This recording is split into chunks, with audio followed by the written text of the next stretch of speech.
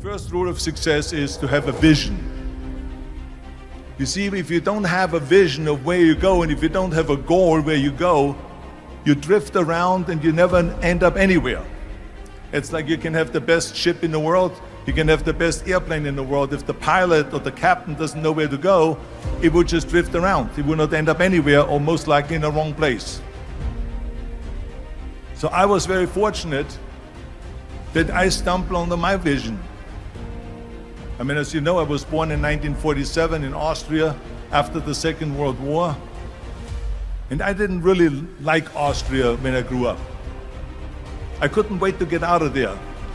I couldn't see myself becoming a farmer or a worker in a factory or anything like that. Even though my parents wanted me to stay there and have a normal life. My father wanted me to become a police officer like he was. My mother wanted me just to stay there and marry a girl with the name of Heidi, hopefully, and have a bunch of kids and run around like the Van Trapp family in The Sound of Music. But that was their vision, not mine. My vision was totally different. I felt that I was born for something special, for something unique, for something big. So I was searching. Then one day I went to school. I remember I was 11 years old, and they showed a documentary about America. And there they showed in this documentary the huge skyscrapers, the high-rises, the huge bridges, the 6-lane freeways, the huge cars with the wings sticking out, and all of this stuff. And I said to myself, that's where I want to be. I don't want to be around here with these little farmhouses and these little buildings and everything is old. I want to be in America. But now the question was just, how do you get to America? In those days, it was a very expensive trip. It's not like today. So again, I was very fortunate that one day after school, I walked by a store in Graz, which was called Brühl. And it was the only store that really sold kind of American stuff. So one day, they had jeans there, American jeans. And then they had the pool walker. And then they had an expander and some barbells and some dumbbells and an exercise bench in the window. So I went inside and I looked around and I looked at this stuff, and then I saw a magazine. I saw a bodybuilding magazine that had Reg Park on the cover. Reg Park was then a 3-time Mr. Universe.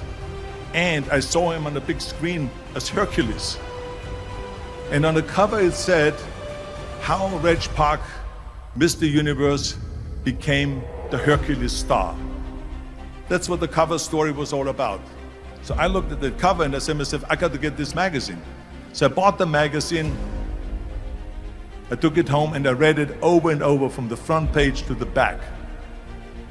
It had everything in there, how he trained, how he was working out in Leeds, England, in a factory town, how he worked out every day for 3-4 hours and became the strongest man of Europe, and how he won Mr. Europe and Mr. Great Britain, and then eventually Mr. Universe.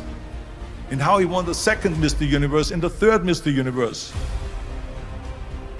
And how he was discovered to play the starring role in Hercules. I read that and I said to myself, wow, this is the blueprint for my life. This is exactly what I want to do. I want to become a bodybuilding champion just like Reg Park.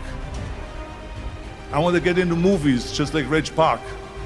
And I want to make millions of dollars and be rich and famous just like Reg Park. Do you know how great it felt that I knew where I was going? Imagine the majority of people don't know where they're going. I knew where I was going, that I'm going to become this bodybuilding champion just like him. So it was just a question of how do you do it? I was so relieved, because when you have a goal, when you have a vision, everything becomes easy. Because remember that in America, for instance, when you study, you will see the percentage of people that like their jobs. 74% hate their job in America. Now, there's not much different when you come to Europe. The majority of people don't like what they're doing because they're really not doing it because they didn't have a goal and they followed this goal. They just aimlessly drift around, and then all of a sudden there's a job opening, so they get that job because you have to work. But then when you work, it's a chore. It's work. It's not fun. So if you think about, only a quarter of the people really enjoy what they're doing in life. That is unbelievable if you think about it. So I felt so blessed that I knew what I was doing. It's like a medical student that studies and knows he wants to become a doctor. You know where to go. So I knew where to go. So people always ask me, when they saw me in the gym in the pumping iron days, they say, why is it that you're working out so hard? 5 hours a day, 6 hours a day, and you have always a smile on your face. The others are working out just as hard as you do, and they look sour in the face. Why is that? And I told people all the time, I said, because to me, I'm shooting for a goal. In front of me is the Mr. Universe title. So every rep that I do gets me closer to accomplishing that goal, to make this goal, this vision, turn into reality. Every single set that I do, every repetition, every weight that I lift will get me a step closer to turn this goal into reality. So I couldn't wait to do another 500-pound squat. I couldn't wait to do another 500-pound bench press. I couldn't wait to do another 2,000 reps of sit-ups.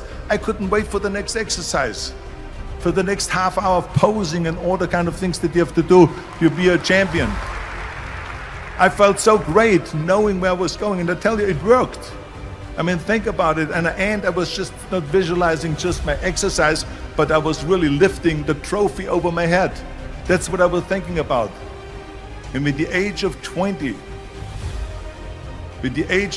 I went to London and I won the Mr. Universe contest as the youngest Mr. Universe ever. And it was because I had a goal. And this is no different than anything else, what I'm talking about. This is not just about bodybuilding. It was the same in acting. I remember when I was doing Conan the Barbarian. I was crawling on the rocks with a sword in my arm, crawling on all four. And of course, being that it's Conan, I didn't have clothes on or anything like that, right? So I was kind of, my knees were bare, my elbows were bare and everything else. And I'm crawling on the rocks. So after 10 takes, my elbows were bleeding and my knees were bleeding. And the director came to me and he said, Arnold, I'm so sorry that you have to go through this, but we need one more take. A close-up of you crawling with the sword towards the camera. Can you handle one more take? And I said to him, I don't know what you're talking about. He says, I'm totally fine. He says, but you're bleeding. I said, because I don't feel it, because I can visualize what the scene will look like in a film. And I'm so excited about this scene. I was visualizing crawling up behind Thulsa Doom, which was played by James Earl Jones. Crawling up behind Thulsa Doom with the sword slowly, and then rising up behind him and whack, cutting his head off.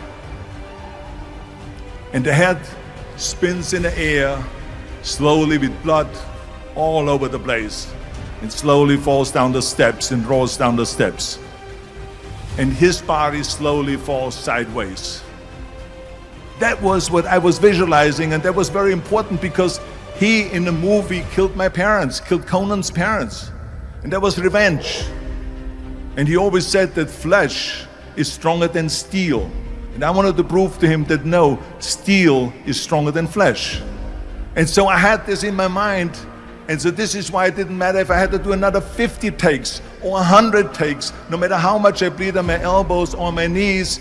I saw that vision of the perfect scene, and it was an important scene, and I would do it over and over again until we got it. And the same thing is also in politics. I remember that in politics, I had a very clear vision that I will be the leader of California. This is as far as I could go because I was not born in America, so I could not run for president. So being the governor of the fifth largest state, I should say the largest state, the fifth largest economy in the world, was for me really the ultimate title, the ultimate accomplishment in politics. So even though people came up to me and says, why don't you go and run for something smaller, you're never gonna make it. I ran for governor, and then 2 months later I became governor of the state of California. Again, because I had a very clear vision what I'm gonna do with California. So let me tell you something, visualizing a goal and going after it makes it fun. You got to have a purpose no matter what you do in life. You got to have a purpose.